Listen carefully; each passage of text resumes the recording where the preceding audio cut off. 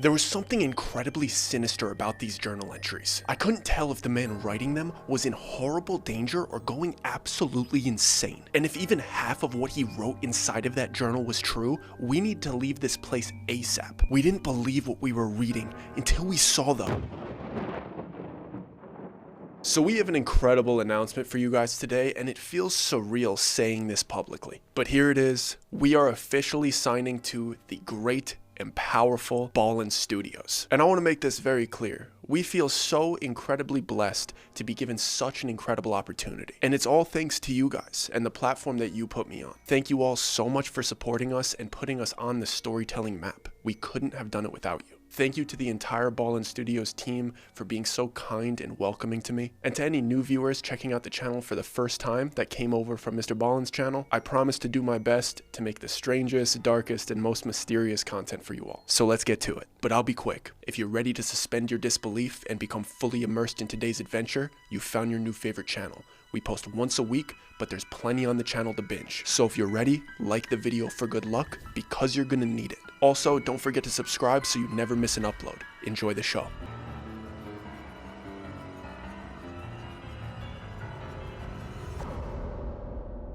Warning. This story is very loosely based on true events. These events are very disturbing and not for the faint-hearted. To get straight to it, I was in Montana last year with my wife and our two friends, Kenny and Sarah, for a 7-day trip. The only reason we had a chance to go on this trip is because Kenny and Sarah had reserved this cabin over a year ahead of time. And we're close friends and they knew that we're into this kind of thing, so they wanted to share the experience with us. There's many reasons that this particular cabin is in such high demand. One of those reasons is just because of how beautiful the landscape is. Another reason is the incredible mountain biking trails and hiking trails nearby. And the third reason is the incredible skiing in the local area. But the real reason it was in high demand, the real reason Kenny and Sarah wanted to stay there so badly and were willing to plan this trip so far ahead of time is because of this cabin's reputation for being extremely haunted. Kenny and Sarah love that kind of thing. They don't visit anywhere without staying at the worst hotel possible with the most sightings of ghosts. And naturally, they wanted me and Jess to come with them because they think that we're beacons of paranormal activity. And they offered this opportunity to us, basically telling us, we just want you here as bait. They told us that as a joke. They weren't actually using us for bait. The reality is that we're all great friends and this was going to be an incredible time. And obviously, Jess and I are willing to go to places like that for an adventure.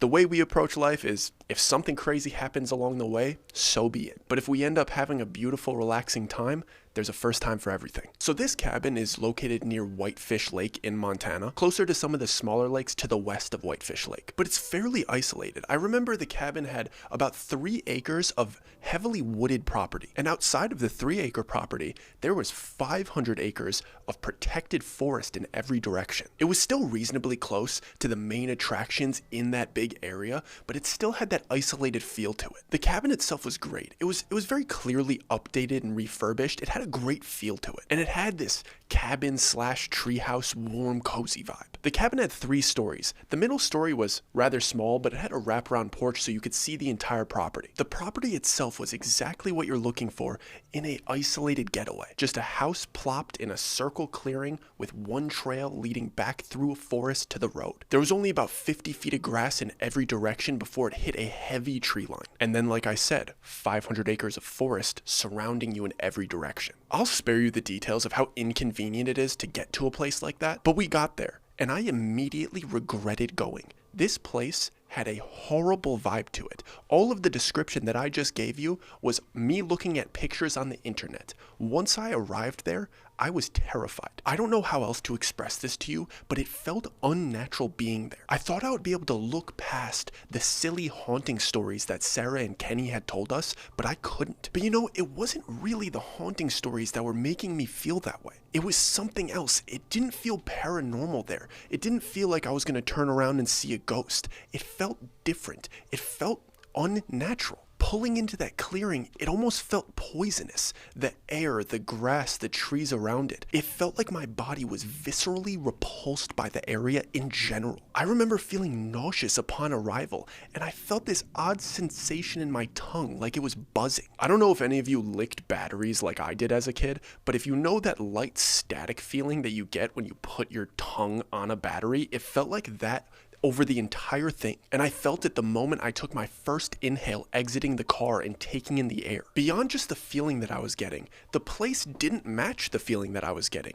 This was a picture-perfect cabin in a picture-perfect clearing. It looked like it should be in a snow globe. This place was so perfect that it felt off. And obviously, I wasn't going to leave immediately. We had just had the longest travel day of my life, and no type of haunting story or buzzing tongue was going to stop me from showering and getting comfy in that cabin. I was justifying the way that I was feeling by convincing myself that it was just all of the travel adding up, and the bumpy, winding roads that we took to get to this cabin didn't help either. And to be honest, after a shower, I did feel much better. After a change of clothes and washing off the airport, I felt like I was ready to spend a week there. So we're all showered and settled in, and we converge back into the main area to start planning out our week. But before we got into the itinerary, obviously, we have to do the full tour of the cabin so we could truly appreciate how perfect this place was. This place was pristine, polished, and perfectly aligned. Nothing was out of place. At least it was perfect in my messy man eyes. Everybody knows a man could live in an apartment by himself with a beanbag, an Xbox, and a TV and be perfectly content. Throw a poster of your favorite sports team on the wall and the place really starts to come together. What I'm trying to say is that I don't have an eye for tasteful decor and tidiness. To me, the place was absolutely perfect, but to my wife, there was a glaring issue. And this glaring issue was the fact that the painting that was hanging on the exposed brick wall was about 2 degrees off from perfect. When I tell you a level couldn't see what she saw, I mean it, but this needed to be fixed and needed to be fixed immediately. So she walked right up to this canvas painting, gave it a little wiggle, and wouldn't you know it, nail fell out of the wall, canvas painting on the floor, it's a disaster. And the old nail that was holding it up fell into a nearby vent, never to be seen again. All of us thought it was funny that we broke something almost right away, but none of us thought the clearly loose brick on this exposed brick wall was funny. Because Jess slapped the wall after the painting fell, and one of the bricks on this wall clearly budged, as if it could move independently from the wall that it was supposed to be a part of. I started to get that buzzing sensation on my tongue again as I watched my wife slip this brick out of its place on the wall. And once the brick was out, it exposed a clear cubbyhole. I knew she wasn't about to shove her hand recklessly into that cubbyhole because the facial expression on her face towards me was, babe, that cranny has a high probability of being home to arachnids, so you're gonna have to take over from here. From where I was standing, I could see into that little cubbyhole pretty clearly, and it seemed to only hold one item. So I whip my phone out and I say, hey Siri, Lumos. I check inside of this little cranny hole to make sure there are no spiders before reaching in and pulling out what seems to be a journal. This journal wasn't very old or raggedy or torn up or even dusty. It was in fairly good shape. It looked pretty new.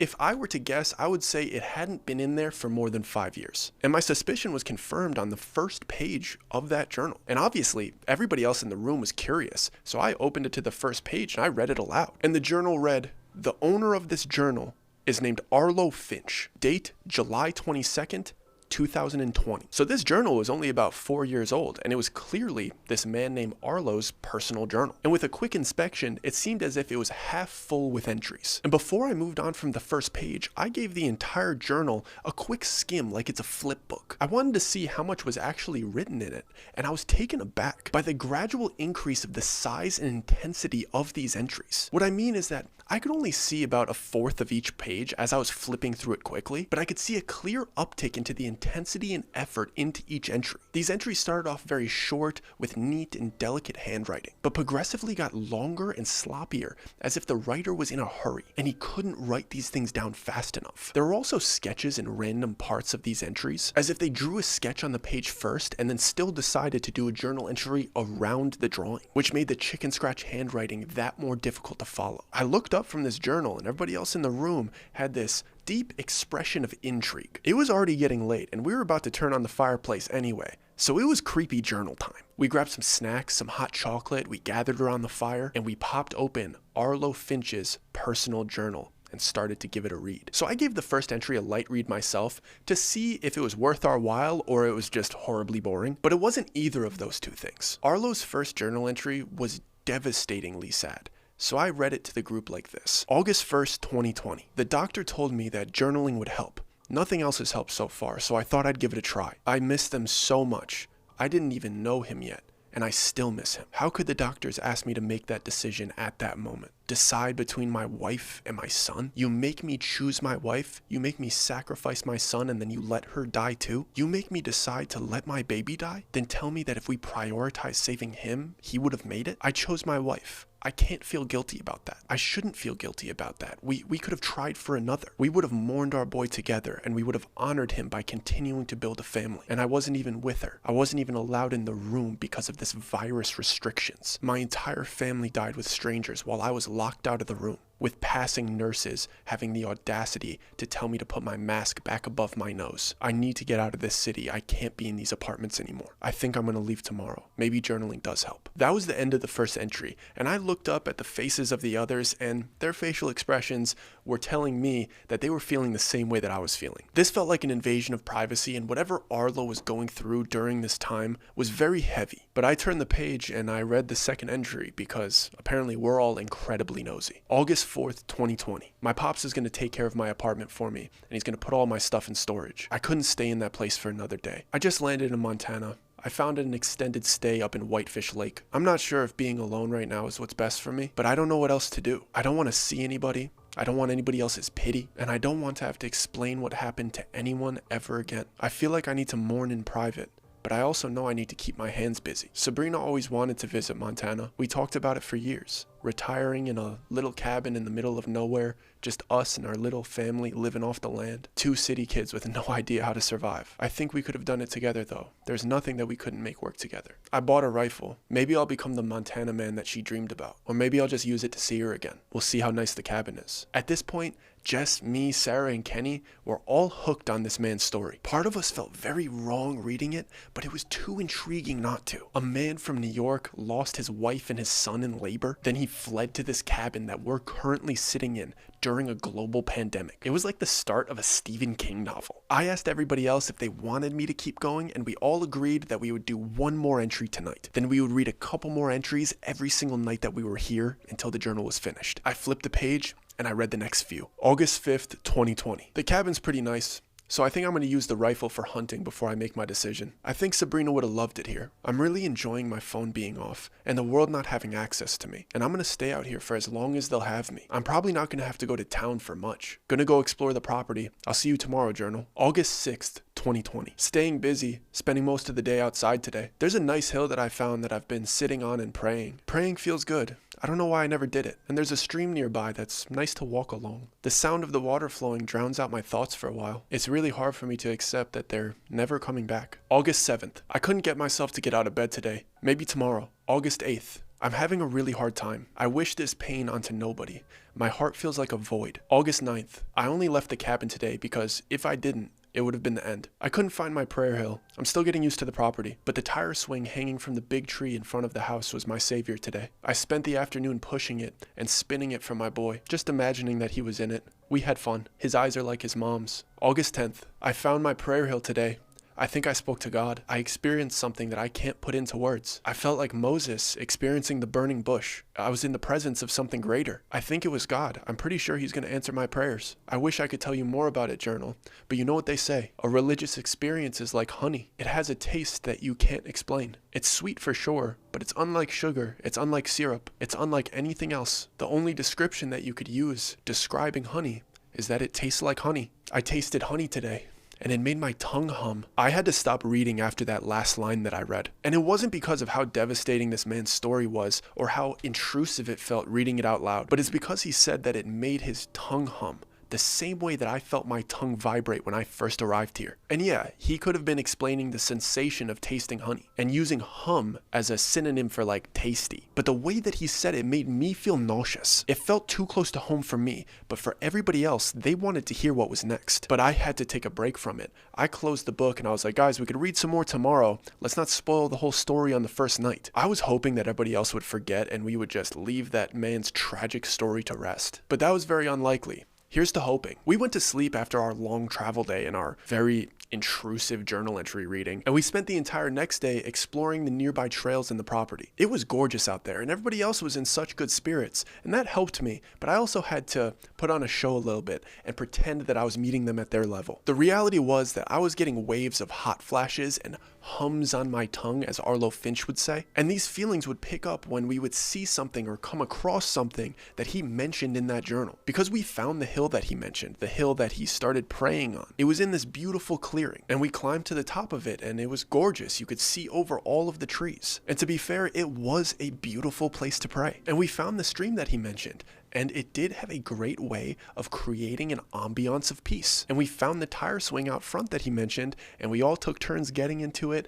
swinging each other and spinning each other until we were too dizzy to continue. The others were clearly not as affected by Arlo's story as I was, and I was curious as to why. And while we were having lunch, it was nagging at me so much that I had to bring it up to everybody. But I did it in a very calm way. I didn't want to make it seem like this was actually bothering me. I tried to make it playful. I just said, do you guys not find that journal as disturbing as I do? Because I can't stop thinking about it. Everybody laughed a little bit, and then Kenny responded, dude, this is literally a haunted destination rental property. That journal is probably just a fun prop for us to enjoy, and if we snooped around a little bit more, we'd probably find other fun things. He had a point, but I still had to reply. Doesn't it seem a little too real to you? Like, a husband losing his wife and son in labor seems to be a little too dark for a prop. But Kenny brushed it off by saying, dude, with how much this place is charging per night, they better have realistic props. You'll see by the end of it, it'll clearly be a prop. I bet it has a great payoff at the end. Try to enjoy the effort that the host put into it, man. That's why we're here. Jess could tell that it actually bugged me,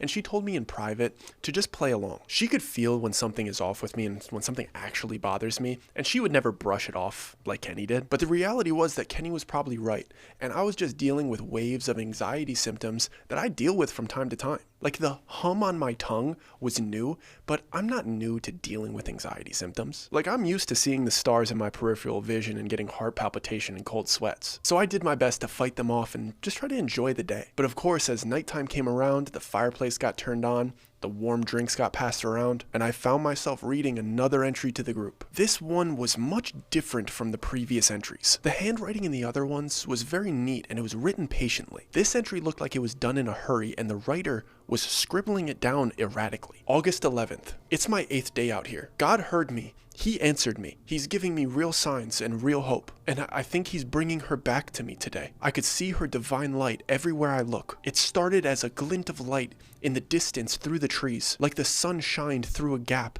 and beamed into your eye as you walked past. Then it was a reflection off the stream, too beautiful to be a coincidence. Like the source of the divine light was right under the surface. Now it follows me everywhere I go, right outside of my field of vision, dancing in my peripheral, glowing a hopeful glow. It's always there, like it's hovering over my shoulder. I know it's her. I know she found me, and now she's watching over me. My heart feels full today. I might be able to live like this, and I pray that she lets me look at her tomorrow. I'll go to my prayer hill, and I'll pray. I finished that journal entry feeling very deeply sorry for Arlo, because the pain that he was feeling seemed so desperate that his brain was trying to find any way to cope with it. I looked around the room to see if anybody wanted to stop reading like I did, but everybody looked intrigued and impatient, like they were wondering why I stopped. So I made the mistake of continuing to read. The handwriting was even worse on the next page. It looked like the manifesto of a lunatic. August 12th. That thing is not my wife, and it is not God. It's false, it's nefarious, and it's conniving. I prayed, and I prayed, and I begged for her to present herself to me, even if it was just one last time. From the top of the hill, of my prayer hill, I felt it approach me from behind, and I begged for it to come around to the front. I knew that it would disappear if I tried to turn around and look at it myself. I closed my eyes and I begged, and I could feel it making its way around to in front of me. I felt the hum on my tongue, and I felt the breeze on my hair and face from my wife's angel wings flapping in front of me. I felt her warmth in that moment. I felt her touch, and I opened my eyes, ready for my wife's embrace, only to be met by some type of fractal light hovering in front of me. I don't even know if it was hovering. I don't even know if it was tangible. It almost looked like a gash in reality, like a fissure in space-time. It looked like the lights of a different reality was shining through a tear in ours, but it wasn't stagnant. It moved freely. It was completely omnidirectional, as if it followed no laws of physics. I thought it was my wife's soul hovering in front of me, until it touched me. The light emanating from it felt like a touch, not like sunlight hitting your skin. It felt like its light was physically touching me. And once it touched me, it felt like somebody attached a car battery to my tongue and lit my insides on fire. I could hear it in my head like a million voices screaming simultaneously. I met pure evil today, and I was the one that begged it to come to me. When I looked up from this journal entry, everybody's facial expression completely changed. This was not what we thought it was going to be. This wasn't a fun, spooky story. I promise it was not a spooky prop left by a host to enhance our visit. This was a very disturbing story from a man that was in so much pain that he was legitimately losing his mind. And it wasn't just the words that were said on the page, it was the way that they were written. It's like his hand was violently shaking the entire time. Whoever wrote this, apparently Arlo Finch,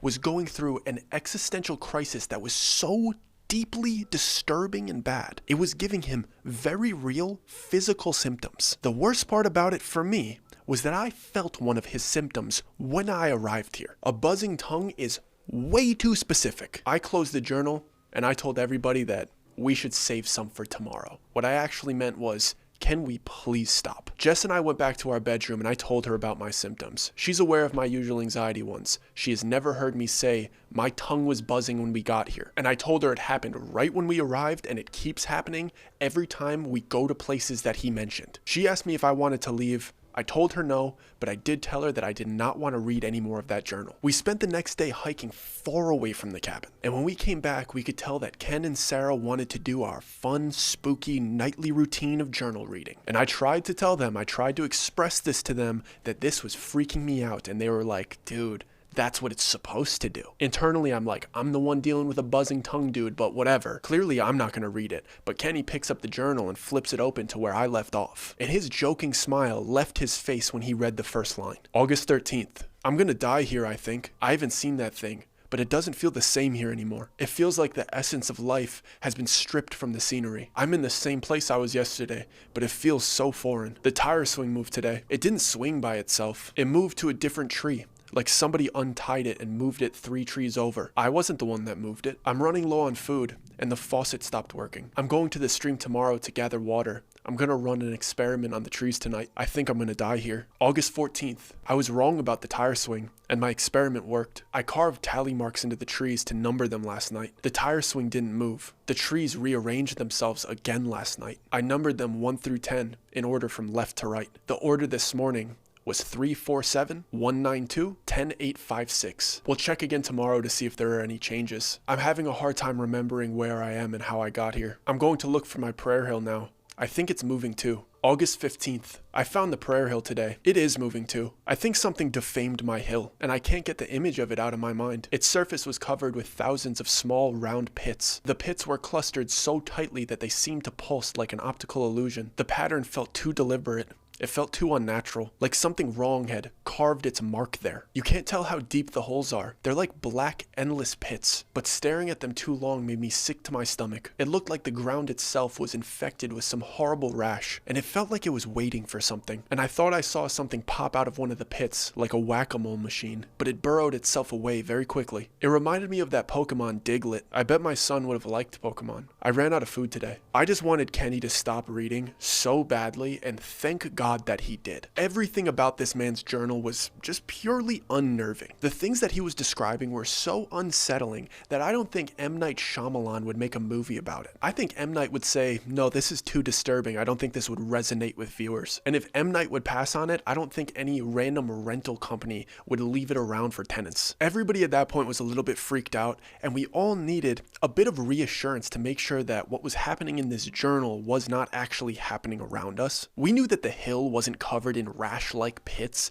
that would trigger our trinophobia, if that's what it's called. Or trypophobia. Is it trypophobia, trinophobia? I don't know. But we still hadn't checked the trees in front of the cabin. But when we looked out of the window, the swing was hanging where we remembered it was hanging. And the next morning, it was still there too. Our trees were definitely not moving, but the carved tally marks that Arlo mentioned in the journal were carved into the trees in front of the cabin. And just like he said, They were 1 to 10 from left to right. Arlo Finch stayed here, and he more than likely lost his mind here as well. That was enough for us. That was kind of our tipping point. We didn't read any entries for the next few days, and we collectively didn't talk about it. We didn't gather by the fireplace after our long days of exploring. None of us wanted to read any further into what this journal said as long as we still had to sleep there. And let me tell you, I was grateful when we stopped because my symptoms went away when we did. My tongue did not hum for the rest of the trip. And we got up that morning that we were scheduled to leave, and I was elated to get out of there. Our checkout was at noon, so we had to be out of there by noon, but it was 11 a.m. and we were all completely packed, ready to get out of there. So with an hour to spare, with nothing to do other than leave and never step foot in this place again. We didn't have to sleep there. We got to leave. We weren't victims of this place anymore, and we had an hour to spare, and we spent that hour finding out what happened to Arlo Finch. I wasn't scared anymore. I knew we were about to leave, so I picked up the journal and I picked up where we left off. August 16th. The sun didn't set last night. It's been daytime for 32 hours and the sun isn't halfway across the sky yet. I think I might have died on that hill. I might be stuck in purgatory. The trees are back in order today. They're 1 to 10. Either I'm schizophrenic now, or this place is showing me that it's intelligent. I haven't slept or eaten and it took me 4 hours to find the stream. It seems like it isn't just the trees scrambling each night. It seems to be the entire property that shifts. It happened overnight at first and I didn't notice it, but now I think I could hear things shifting in the distance. It sounds like a rumbling earthquake and leaves rustling, followed by a sound that is reminiscent of earth settling. It takes me longer to get back to the cabin every time I feel it. This has to be some type of punishment, because I let my wife and son die, and this is God's punishment. I need water, but I don't think I deserve it. August 17th. The sun went down for 3 hours, but it's back up now, and it's moving as slowly as before. My watch doesn't match the time of day. I found a map of the area in a junk drawer in the cabin, and I used it to get to the stream. The trails don't match. I didn't get to the stream. I ended up at the prayer hill. I walked to where the prayer hill should have been and the stream was there, and I can't pick up the water. It's right there flowing in front of me, but it goes through my hands like it's air. I tried to pick it up with a thermos. No luck. I felt like the horse that you bring to water, and I couldn't drink. It was like being stuck in the middle of the ocean, surrounded by water, but dying of thirst. I know I'm gonna die here. August 18th. Still daytime. I tried to kill something today. I'd never killed something other than an insect before, but I'm Sabrina's Montana man now. I figured once I killed the first one, it would be as easy as riding a bike. There are deer all over this place, so instead of hunting one, I hid until one walked in front of me. I shot it at point blank range, and when the bullet hit the deer, it made an interesting sound. It sounded like somebody hit a gong,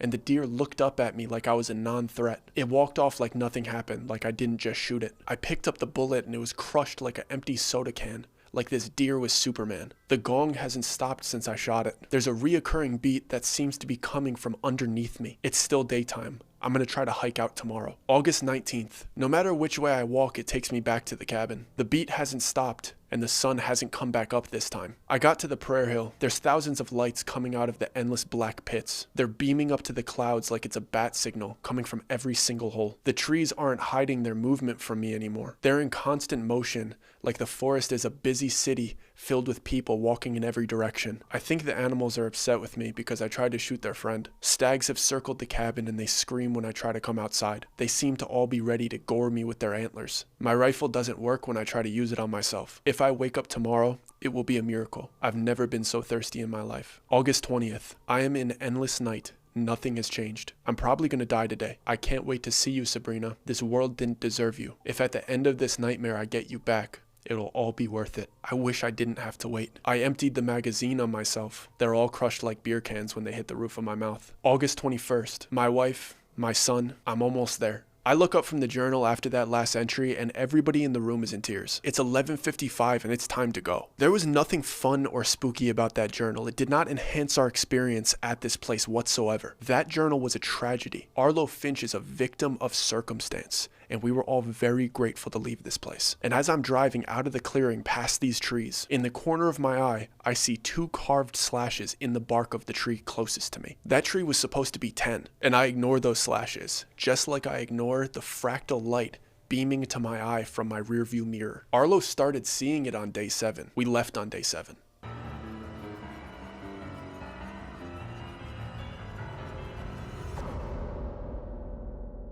Everybody, you could wipe your tears now. I think we could put that story into the dark and tragic category. I hope you liked it. I hope it freaked you out. I hope you enjoyed this channel if this was your first time here. I appreciate you guys. I wanted to post a second video this week just to really deeply show my appreciation for you supporting us over the past couple months. And we're going to do our best to continue to post relentlessly. And we're so excited to continue to share these stories with you. Make sure you like the video for good luck, and make sure you subscribe so you never miss one. We love you. We're out. And if you like this video, YouTube thinks you would also like this one. So go ahead and click it.